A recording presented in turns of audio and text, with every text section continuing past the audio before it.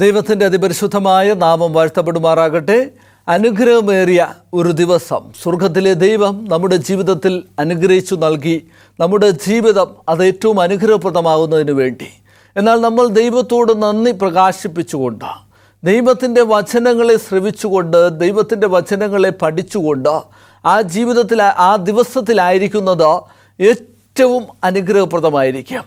അപ്രകാരത്തിൽ ജീവന് ആധാരമായിരിക്കുന്ന ദൈവം സകലത്തെയും സൃഷ്ടിച്ച ദൈവിക വചനങ്ങളെ ശ്രവിച്ചുകൊണ്ട് നമുക്ക് ഈ ദിവസത്തിലായിരിക്കാം.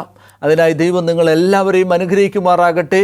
അപ്രകാരം ഈ ഹോപ്പ് ചാനലിലൂടെ ദൈവത്തിൻ്റെ മാറ്റമില്ലാത്ത വചനങ്ങളെ ശ്രവിക്കുന്ന ദൈവത്തിൻ്റെ പ്രിയപ്പെട്ടവരായിരിക്കുന്ന നിങ്ങളേവരെയും വീണ്ടും വരുന്നവനായ കർത്താവായ യേശുക്രിസ്തുവിൻ്റെ നിസ്തുല്യ നാമത്തിൽ ഈ വചന ശുശ്രൂഷയിലേക്ക് ഹാർദവുമായി സ്വാഗതം ചെയ്യുന്നു. നമുക്കെല്ലാവർക്കും പ്രാർത്ഥനയോടായിരിക്കാം. ഇന്ന് ഞാൻ നിങ്ങളോട് സംസാരിക്കുവാൻ ആഗ്രഹിക്കുന്നത് ദൈവിക കൽപ്പനകളെക്കുറിച്ചാണ്. നമ്മൾ ഈജിപ്റ്റ് ടു കാനാൻ, അതായത് മിസ്രൈം ദേശത്ത് നിന്നും ഇസ്രയേൽ ജനങ്ങളുടെ മരുഭൂ പ്രയാണത്തിൽ സംഭവിച്ചതായിട്ടുള്ള കാര്യാദികളെക്കുറിച്ച് ചിന്തിച്ചു കൊണ്ടിരിക്കുമ്പോൾ അനേകം കാര്യങ്ങളെക്കുറിച്ച് നമുക്ക് മനസ്സിലാക്കുവാൻ സാധിച്ചു. അപ്രകാരത്തിൽ ദൈവത്തിൻ്റെ വിരലുകൾ കൊണ്ട് എഴുതി ദൈവത്തിൻ്റെ വാമൊഴിയാൽ ഈ ലോകത്തിന് നൽകിയതായിട്ടുള്ള 10 കൽപ്പനകളെക്കുറിച്ച് നമുക്ക് ആധികാരികമായി ചിന്തിക്കാം. ചിന്തയ്ക്ക് ആധാരമായിട്ട് നൽകിയിരിക്കുന്ന വേദഭാഗം പുറപ്പാട് പുസ്തകം 20-ാം അധ്യായം അതിൻ്റെ 19-ാമത്തെ വാക്യം. ദൈവത്തിൻ്റെ വചനം പറയുന്നു, അവർ മോശയോട്, നീ ഞങ്ങളോട് സംസാരിക്കുക, ഞങ്ങൾ കേട്ടുകൊള്ളാം. ഞങ്ങൾ മരിക്കാതിരിക്കേണ്ടതിന് ദൈവം ഞങ്ങളോട് സംസാരിക്കരുതേ എന്ന് പറഞ്ഞു. നമുക്ക് കണ്ണുകളടച്ച് ഒരു നിമിഷം പ്രാർത്ഥിക്കാം. സ്നേഹവാനും പരിശുദ്ധനുമായിരിക്കുന്ന അടിയുടെ വാഴ്ത്തപ്പെട്ട സ്വർഗീയ നല്ല പിതാവാം ദൈവമേ, അനുഗ്രഹമേറിയ സമയത്തിനായി നന്ദിയോട് സ്തുതിക്കുന്നു, സ്തോത്രം ചെയ്യുന്നു. അടിയങ്ങൾ തിരുമാർവിൽ അണഞ്ഞുകൊണ്ട്, തിരുസന്നിധിയിലായിരുന്നു കൊണ്ട്, അങ്ങയുടെ വിരലുകളാൽ എഴുതപ്പെട്ട ദൈവകൽപ്പനകളെക്കുറിച്ച് ചിന്തിക്കുമ്പോൾ സ്വർഗീയ കരം അടിയങ്ങളോട് കൂടെ ഇരിക്കണം. നിങ്ങളുടെ പരിശുദ്ധാത്മശക്തിയാൽ അടിയങ്ങളെ നിറയ്ക്കണം, നയിക്കണം, അനുഗ്രഹിക്കണമെന്ന് അടിയക്കായി കാൽവരിയിൽ മരിച്ചുയർത്ത് നയിക്കും ജീവിക്കുന്ന യേശുവിൻ നാമത്തന്നെ ആമേൻ. ഇവിടെ പുറപ്പാട് പുസ്തകം 20-ാം അധ്യായം അതിൻ്റെ 1-ാമത്തെ വാക്യം ആരംഭിക്കുന്നത്, അടിമ വീടായ മിസ്രൈം ദേശത്തു നിന്നും നിങ്ങളെ കൊണ്ടുവന്ന യഹോവയായ ദൈവം ഞാനാകുന്നു. അതിന് തൊട്ട് മുമ്പിലായിട്ട് ദൈവത്തിൻ്റെ വചനം പറയുന്നത്, ദൈവം ഈ വചനങ്ങളൊക്കെയും ഇസ്രായേൽ ജനങ്ങളെ അറിയിച്ചു എന്നാണ് ദൈവത്തിൻ്റെ വചനം പറയുന്നത്. അപ്പോൾ സ്വർഗത്തിലെ ദൈവം ഇസ്രായേൽ ജനങ്ങളെ അറിയിച്ചതായിട്ടുള്ള ഒരു വചനമാണ് ദൈവത്തിൻ്റെ കൽപ്പനകൾ. അതിനുശേഷമാണ് ദൈവം 10 കൽപ്പനകളെ മോശയ്ക്ക് നൽകുന്നത് എന്ന് നമുക്ക് മനസ്സിലാക്കുവാൻ സാധിക്കും. ഇനി ദൈവം ഈ 10 കൽപ്പനകളെ മോശയ്ക്ക് നൽകുന്നതിന് തൊട്ട് മുമ്പ് ദൈവം 4-ാമത്തെ കൽപ്പനയെ എടുത്തു പറഞ്ഞതിന് ശേഷമാണ് ഈ 10 കൽപ്പനകളെ മോശയുടെ കരങ്ങളിൽ നൽകുന്നത് എന്ന് നമുക്ക് കാണുവാൻ സാധിക്കും. അപ്പോൾ എത്രത്തോളം പ്രാധാന്യമർഹിക്കുന്ന ഇമ്പോർട്ടൻ്റ് ആയിട്ടുള്ളൊരു കാര്യമാണ് ദൈവത്തിൻ്റെ 10 കൽപ്പനകളും അതുപോലെ തന്നെ അതിലെ മധ്യത്തെ 4-ാമത്തെ കൽപ്പനയും. ഇനി ഇവിടെ നോക്കുമ്പോൾ ഈ 10 കൽപ്പനകൾ നൽകിയതിന് ശേഷം അതിൻ്റെ 19-ാമത്തെ വാക്യത്തിൽ ദൈവത്തിൻ്റെ വചനം പറയുന്നത്, പുറപ്പാട് പുസ്തകം 20-ാം അധ്യായം അതിൻ്റെ 19-ാമത്തെ വാക്യത്തിൽ പറയുന്നത്, നമ്മൾ ഇതൊക്കെയും അനുസരിച്ചു കൊള്ളാം. ദൈവം വിളിച്ചു പറയുന്ന ഈ വചനങ്ങളൊക്കെയും നമ്മൾ കേട്ടനുസരിച്ചു കൊള്ളാം. അവിടെ നിന്ന് നമ്മളോട് സംസാരിക്കരുത്, നമ്മൾ നശിച്ചു പോകാം, മോശ നമ്മളോട് സംസാരിക്കട്ടെ എന്ന് ഇസ്രായേൽ ജനം വിളിച്ചു പറയുന്നതായിട്ട് കാണുവാൻ സാധിക്കാം. ഇതിൽ നിന്ന് നാം മനസ്സിലാക്കേണ്ടതായിട്ടുള്ളൊരു കാര്യം, ദൈവം മോശയുടെ കരങ്ങളിൽ 10 കൽപ്പനകളെ എഴുതി നൽകുന്നതോടൊപ്പം തന്നെ ദൈവത്തിൻ്റെ വായ്മൊഴിയാൽ ദൈവം ഈ 10 കൽപ്പനകളെ ഇസ്രായേൽ ജനങ്ങൾ കേൾക്കെ വിളിച്ചു പറഞ്ഞു എന്ന് കാണുവാൻ സാധിക്കാം. അപ്പോൾ ദൈവം വിരലുകൾ കൊണ്ട് എഴുതുക മാത്രമല്ല, ദൈവത്തിൻ്റെ വായാൽ ഈ വചനങ്ങളെ അരുളി ചെയ്ത് ഇസ്രായേൽ ജനങ്ങളോട് കേൾപ്പിക്കുകയും ചെയ്തു. നാം വിശുദ്ധ വേദപുസ്തകം പരിശോധിക്കുകയാണ് എങ്കിൽ വേദപുസ്തകത്തിലുടനീളം 2 പ്രാവശ്യം മാത്രമാണ് ദൈവം കൂടി നിന്നിരുന്നതായിട്ടുള്ള ജനങ്ങൾ മുഴുവനും കേൾക്കെ പ്രസ്താവിക്കുന്നത്. മറ്റെല്ലായിടത്തും പാപത്തിന് ശേഷം, പാപത്തിന് മുമ്പ് ദൈവം ആദമിനോട് നേരിട്ട് ആശയവിനിമയം നടത്തിയിരുന്ന ഉൽപ്പത്തി പുസ്തകം 3-ാം അതിൻ്റെ 8-ാമത്തെ വാക്യം വായിക്കുമ്പോൾ നമുക്ക് കൃത്യമായിട്ട് മനസ്സിലാക്കുവാൻ സാധിക്കും. ഒരു ഈ സന്ധ്യായാമത്തിങ്കൽ വെയിലാറിയ സമയത്ത് സ്വർഗത്തിലെ ദൈവം സ്വർഗത്തിൽ നിന്നും ആദമിൻ്റെ അടുക്കലേക്ക് ഇറങ്ങി വന്ന് ആദമിനോട് സംഭാഷിച്ചിരുന്നു എന്ന് കാണുവാൻ സാധിക്കാം. എന്നാൽ പാപത്തിന് ശേഷം ദൈവം പാറ്റേൺ മാറ്റുന്നു. ദൈവത്തിൻ്റെ അടുക്കലേക്ക് മനുഷ്യന് കടന്നു വരുവാൻ സാധിക്കാത്തത് കൊണ്ട് ദൈവം പ്രവാചകന്മാരെ വിളിച്ച് പ്രവാചകന്മാരുടെ മധ്യത്തിൽ ജനങ്ങളോട് സംസാരിച്ചിരുന്നു എന്ന് കാണുവാൻ സാധിക്കാം. ആ ദൈവിക ശബ്ദം കേട്ടതായിട്ടുള്ള പ്രവാചകന്മാർ അത് പെരുവെള്ളത്തിൻ്റെ ഇരച്ചിൽ പോലെയാണ് എന്നും അത് മിന്നലും നാദവും ഇടിമുഴക്കം പോലെയാണ് എന്നൊക്കെയും രേഖപ്പെടുത്തിയിരിക്കുന്നതായിട്ട് കാണുവാൻ സാധിക്കും. അതുപോലെ കാഹളത്തിനൊത്ത നാദമാണ്, അത്രത്തോളം ശബ്ദഗംഭീരമാണ് ദൈവിക വചനമെന്ന് വെളിപ്പാടുകാരനായ യോഹന്നാൻ രേഖപ്പെടുത്തിയിരിക്കുന്നു. 1-ാം അധ്യായം നാം വായിക്കുമ്പോൾ കൃത്യമായിട്ട് കാണുവാൻ സാധിക്കാം. എന്നാൽ ആ ദൈവിക ശബ്ദം ശ്രവിച്ചതായിട്ടുള്ള പ്രവാചകന്മാർ അത് രേഖപ്പെടുത്തുമ്പോൾ തിരുവചനത്തിൽ 2 പ്രാവശ്യം ആ ദൈവിക ശബ്ദം അനേകം വ്യക്തികൾ കൂടി നിന്നതായിട്ടുള്ള ജനം മുഴുവനും കേൾക്കെ സ്വർഗത്തിലെ ദൈവം പറഞ്ഞിട്ടുണ്ട്. അതിൽ ഒന്നാണ് പുറപ്പാട് പുസ്തകം 20-ാം അധ്യായത്തിൽ നമുക്ക് കാണുവാൻ സാധിക്കുന്നത്. ഇവിടെ ദൈവത്തിൻ്റെ വിരലുകൾ കൊണ്ട് കൽപ്പലകയിൽ കൽപ്പന എഴുതി എന്നേക്ക് നിലനിൽക്കുന്ന കൽപ്പന എഴുതി മോശയുടെ കരങ്ങളിൽ നൽകുന്നതോടൊപ്പം ജനം പർവ്വതത്തിന് അടിവാരത്ത് നിന്നായിട്ടുള്ള ജനം മുഴുവനും കേൾക്കാനായിട്ട് സ്വർഗത്തിലെ ദൈവം ആ കൽപ്പനകളെ വിളിച്ചു പറയുന്നു. ഒന്നാമതായിട്ട് അടിമ വീടായ മിസ്രൈം ദേശത്തു നിന്നും കൊണ്ടുവന്ന ജനമായിരിക്കുന്ന ഇസ്രായേൽ ജനങ്ങളോട് ദൈവം പറയുകയാണ്, ഞാനല്ലാതെ അന്യ ദൈവങ്ങൾ നിനക്കുണ്ടാകരുത്, ഒരു വിഗ്രഹത്തെയും നമസ്കരിക്കരുത്, നിന്റെ ദൈവമായ യഹോവയുടെ നാമം നീ വൃഥാവെടുക്കരുത്, ശബ്ബത്ത് നാളിനെ ശുദ്ധീകരിപ്പാൻ ഓർക്ക, നിനക്ക് ദീർഘായുസ്സുണ്ടാകേണ്ടതിന് നിൻ്റെ അപ്പനെയും അമ്മയും ബഹുമാനിക്കുക, കുല ചെയ്യരുത്, വ്യഭിചാരം ചെയ്യരുത്, മോഷ്ടിക്കരുത്, കള്ളസാക്ഷ്യം പറയരുത്, കൂട്ടുകാരനുള്ള യാതൊന്നും മോഹിക്കരുത്. ഇങ്ങനെ 10 കൽപ്പനകൾ ദൈവം പർവ്വതത്തിൻ്റെ അടിവാരത്ത് നിൽക്കുന്ന ഇസ്രായേൽ ജനം മുഴുവനും കേൾക്കെ ലോകത്തോട് വിളിച്ചു പറഞ്ഞു എന്ന് കാണുവാൻ സാധിക്കും. ഇത് കേട്ടതായിട്ടുള്ള ജനം പറയുകയാണ്, ദൈവമേ, ഇത് നമ്മൾ അനുസരിച്ചു കൊള്ളാം, എന്നാലും അവിടുന്ന് നമ്മളോട് സംസാരിക്കരുത്, അവിടുന്ന് മോശയുടെ മധ്യസ്ഥതയിൽ സംസാരിച്ചാലും എന്ന്. നാം പുതിയ നിയമത്തിലേക്ക് കടന്നു വരുമ്പോൾ അവിടെയും ദൈവം യോർദാൻ നദിയുടെ തീരത്ത് ഇതേ ദൈവിക ശബ്ദം കേൾപ്പിക്കുന്നതായിട്ട് കാണുവാൻ സാധിക്കാം. ഇവിടെ പർവ്വതത്തിൻ്റെ അടിവാരത്ത് നിൽക്കുന്ന ജനം ശ്രമിച്ചുവെങ്കിൽ അവിടെ യോർദാൻ നദിയുടെ ചുറ്റും നിന്നതായിട്ടുള്ള ജനം കേൾക്കെ ദൈവം വിളിച്ചു പറഞ്ഞു, ഇവൻ എൻ്റെ പ്രിയപുത്രൻ, ഇവനിൽ ഞാൻ പ്രസാദിച്ചിരിക്കുന്നു. പുത്രനായ ക്രിസ്തുവിനെ അഭിഷേകം ചെയ്ത് ലോകത്ത് നൽകുന്നതായിട്ടുള്ള സമയത്ത് പിതാവായ ദൈവം ആ സ്വർഗീയ ശബ്ദം വീണ്ടും കേൾപ്പിച്ചു. ഇവിടെ മത്തായിയുടെ സുവിശേഷം 3-ാം അധ്യായത്തിലേക്ക് കടന്നു വരുമ്പോൾ നമുക്കത് കാണുവാൻ സാധിക്കാം. യോർദാൻ നദിയിൽ യോഹന്നാൻ സ്നാപകനാൽ കർത്താവായ യേശു ക്രിസ്തു സ്നാനം തിരികെ കയറുന്ന സമയത്ത് ആ പിതാവിൻ്റെ ശബ്ദം അവിടെ കൂടി വന്നതായിട്ടുള്ള ജനം മുഴുവനും കേൾക്കുന്നു. അതോടൊപ്പം തന്നെ ആ പരിശുദ്ധാത്മാവ് പ്രാവുന്ന പോലെ ക്രിസ്തുവിൻ്റെ മുകളിലേക്ക് ഇറങ്ങി വരുന്ന സ്വർഗീയ ശബ്ദം ജനം മുഴുവനും കേട്ട 2 സാഹചര്യങ്ങളിലൊന്ന് ദൈവകൽപ്പന നൽകിയപ്പോഴാണ്, മറ്റൊന്ന് പുത്രനായ ക്രിസ്തുവിനെ ലോകത്തിന് അഭിഷേകം ചെയ്ത് നൽകിയപ്പോഴാണ്. കാരണം ഇത് 2 മാനവകുലത്തിൻ്റെ ജീവിതത്തിൽ ഏറ്റവും ഇമ്പോർട്ടൻ്റ് ആയിട്ടുള്ള കാര്യങ്ങളാണ്.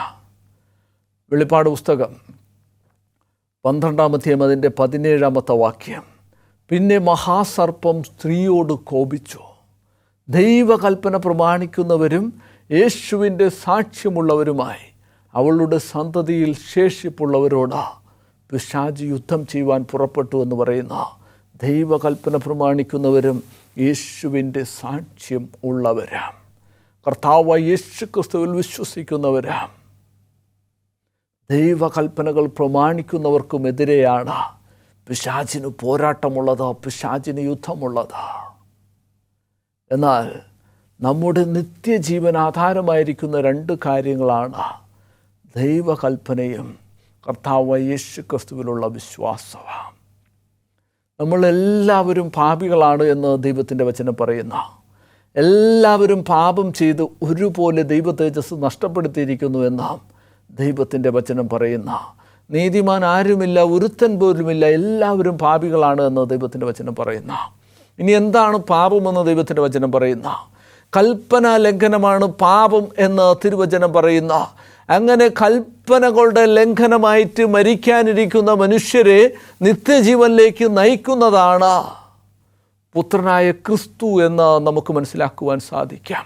അതുകൊണ്ട് തന്നെ ദൈവകൽപ്പനകളും കർത്താവായ യേശു ക്രിസ്തുവും നമ്മുടെ നിത്യജീവന് ആധാരമായിരിക്കുന്ന രണ്ട് ഘടകങ്ങളാണ്.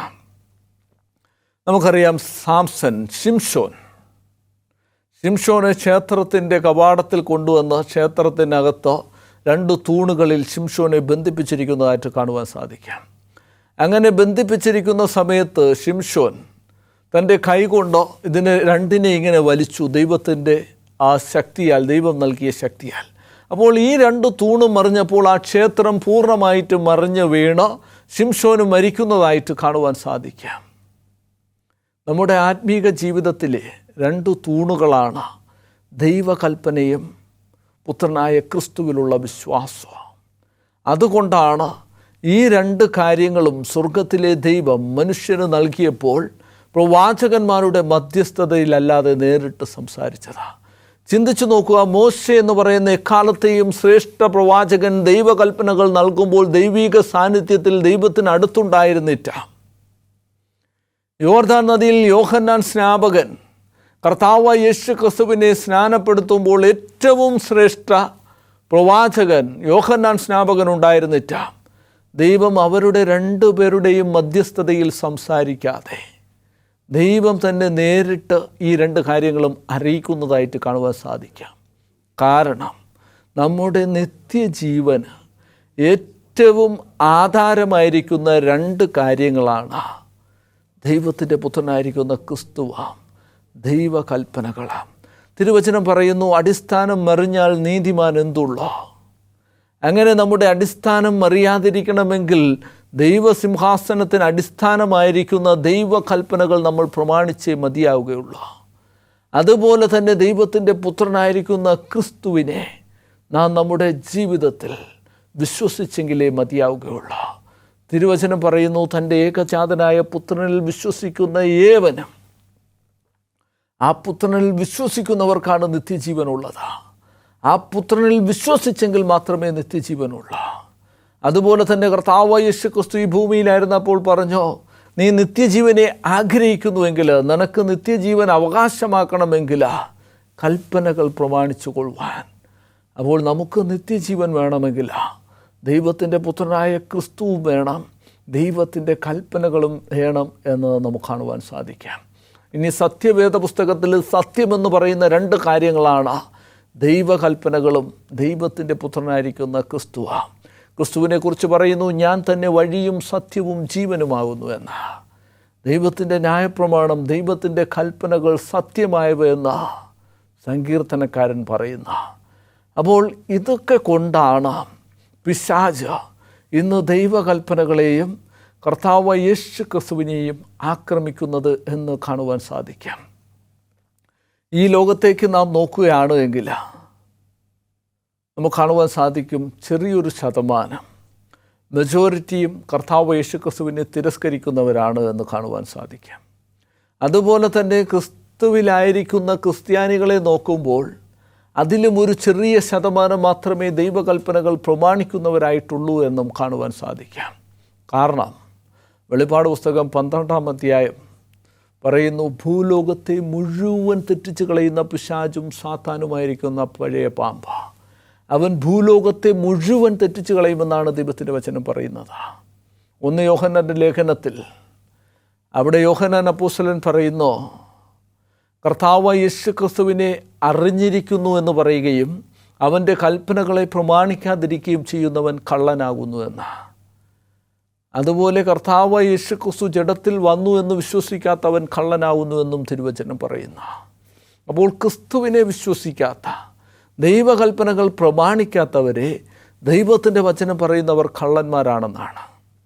ഇവിടെ യോഹന്നാൻ 8:44 പിശാചിനെ കുറിച്ച് പറയുന്നു, അവൻ ഭോഷ്ക് പറയുന്നവനും അതിൻ്റെ അപ്പനുമാകുന്നു എന്ന. അപ്പോൾ പിശാച് ഭോഷ്ക് പറയുന്നവനാണ്. അവൻ കള്ളത്തിൽ ദൈവത്തിൻ്റെ ജനത്തെ, ഈ ലോകത്തുള്ള ജനങ്ങളെ തെറ്റിച്ച് കളയുന്നു. ഭൂലോകത്തെ മുഴുവൻ തെറ്റിച്ച് കളയുന്ന പിശാച് പറയുന്നു, ദൈവകൽപ്പന പ്രമാണിക്കാത്തവർ, അവർ പിശാചിൻ്റെ സ്വഭാവമുള്ളവരെക്കുറിച്ച് ദൈവത്തിൻ്റെ വചനം പറയുന്നു, അവർ ദൈവകൽപ്പന പ്രമാണിക്കാത്തവരും കർത്താവ് യേശുക്രിസ്തുവിൽ വിശ്വസിക്കാത്തവരുമാണ് എന്നാണ്. എന്നാൽ നമ്മുടെ നിത്യജീവൻ്റെ ആധാരമാണ് കർത്താവ് യേശുക്രിസ്തുവും ദൈവകൽപ്പനകളാണ്. ഒരിക്കൽ പാപികളായിരുന്ന വ്യക്തികൾ, ഒരിക്കൽ ദൈവകൽപ്പനകളുടെ ലംഘനത്തിലായിരുന്ന വ്യക്തികളെ കർത്താവ് യേശുക്രിസ്തു തൻ്റെ രക്തത്താൽ വീണ്ടെടുത്ത് അവരെ ക്രിസ്തുവിൻ്റെ മക്കളുകളാക്കി തീർക്കുമ്പോൾ അതുവരെയുള്ള പാപങ്ങൾ നമ്മൾ കഴുകിക്കളയുന്നു. അതിനുശേഷം നമ്മൾ ക്രിസ്തുവിൽ ജനിക്കുന്ന ഒരുവൻ ക്രിസ്തുവിലായാൽ അവൻ പുതിയ സൃഷ്ടിയായി മാറുന്നു. അങ്ങനെ പുതിയ സൃഷ്ടിയായിരിക്കുന്ന വ്യക്തികൾ ഒരിക്കലും പഴയ അവസ്ഥയിലേക്ക് കടന്നു പോകുവാൻ പാടില്ല. അവൻ ദൈവകൽപ്പനകൾ വീണ്ടും ലംഘിക്കുവാൻ പാടില്ല. അവൻ ദൈവകൽപ്പനകൾ അനുസരിച്ച് ജീവിച്ചെങ്കിൽ മാത്രമേ അവൻ്റെ ജീവിതത്തിൽ നിത്യജീവൻ ഉണ്ടാവുകയുള്ളൂ. നമ്മൾ വീണ്ടും ദൈവകൽപ്പനകളെ ലംഘിക്കുകയാണ് എങ്കിൽ, നമ്മൾ വീണ്ടും പാപത്തിൻ്റെ വഴിയെ നടക്കുകയാണ് എങ്കിൽ, പിന്നെ യാതൊരു യാഗവും നമുക്ക് വേണ്ടി ശേഷിച്ചിട്ടില്ല എന്ന ദൈവത്തിൻ്റെ വചനം ഓർമ്മിപ്പിക്കുന്നു. അതുകൊണ്ട് നാം ദൈവകൽപ്പനകൾ പ്രമാണിക്കുന്നവരും കർത്താവ് യേശുക്രിസ്തുവിൽ വിശ്വസിക്കുന്നവരുമായിരിക്കണമെന്ന് ദൈവത്തിൻ്റെ വചനം വളരെ സ്പഷ്ടമായിട്ട് പറയുന്നു. അപ്രകാരത്തിലുള്ള ഒരു കൂട്ടരെ കുറിച്ചാണ് വെളിപാട് പുസ്തകം 14-ാം അധ്യായം അതിൻ്റെ 12-ാമത്തെ വാക്യം രേഖപ്പെടുത്തുന്നത്. അവിടെ പറയുന്നു, ദൈവകൽപ്പന പ്രമാണിക്കുകയും യേശുവിൻ്റെ സാക്ഷ്യമുള്ളവരും, അല്ലെങ്കിൽ ദൈവകൽപ്പന പ്രമാണിക്കുകയും യേശുവിൽ വിശ്വസിക്കുന്നവരുമായുള്ളവരെക്കുറിച്ച് അവിടെ പറഞ്ഞിരിക്കുന്നു. അവിടെ പറയുന്നത് അവർ വിശുദ്ധന്മാരാണ് എന്നാണ്. നമ്മൾ വിശുദ്ധ ജീവിതം നയിക്കണമെങ്കിൽ, നമ്മൾ അനുഗ്രഹിക്കപ്പെട്ട ജീവിതം നയിക്കണമെങ്കിൽ, ദൈവത്തിൻ്റെ വചനം നമ്മളെ വിശുദ്ധന്മാരെന്ന് പറയണമെങ്കിൽ നമ്മുടെ ജീവിതത്തിൽ ദൈവകൽപ്പനകളും ഉണ്ടായിരിക്കണം, കർത്താവ് യേശുക്രിസ്തുവും ഉണ്ടായിരിക്കണമെന്ന് കാണുവാൻ സാധിക്കാം. ഈ വിശുദ്ധ മന്ദിരത്തിൻ്റെ അതിപരിശുദ്ധ സ്ഥലത്ത് നിയമപെട്ടകത്തിനുള്ളിൽ ഈ ദൈവത്തിൻ്റെ കൽപ്പനകൾ വച്ചിരുന്നു എന്ന് കാണുവാൻ സാധിക്കാം. ആ കൽപ്പനകൾക്ക് മുകളിലാണ് ദൈവം വസിച്ചിരുന്നതെന്നും കാണുവാൻ സാധിക്കാം. ദൈവം ഈ വിശുദ്ധ മന്ദിരം ഉണ്ടാക്കുവാൻ മോശയോട് പറഞ്ഞപ്പോൾ, ആ വിശുദ്ധ മന്ദിരം ദൈവം കാണിച്ചു കൊടുത്ത മാതൃകയിൽ ഉണ്ടാക്കിയപ്പോൾ ദൈവം മോശയ്ക്ക് കാണിച്ചു കൊടുത്തു, അതിൻ്റെ അതിപരിശുദ്ധ സ്ഥലത്ത് ദൈവത്തിൻ്റെ നിയമപെട്ടകത്തിനുള്ളിൽ ഇത് വയ്ക്കണം, അതിൻ്റെ മുകളിൽ കൃപാസനം ഇരിക്കണം. ആ കൃപാസനത്തിൽ നിന്ന് സ്വർഗത്തിലെ ദൈവം ഇസ്രായേൽ ജനങ്ങളോട് സംവാദിക്കും, അല്ലെങ്കിൽ ഇസ്രായേൽ ജനങ്ങൾക്ക് വെളിപ്പെടും, അല്ലെങ്കിൽ ഇസ്രായേൽ ജനങ്ങളോട് ആ ദൈവത്തിൻ്റെ ഷെഖൈന ഗ്ലോറിയാൽ ഇടപെടുമെന്ന് ദൈവം കാണിച്ചു കൊടുത്തു.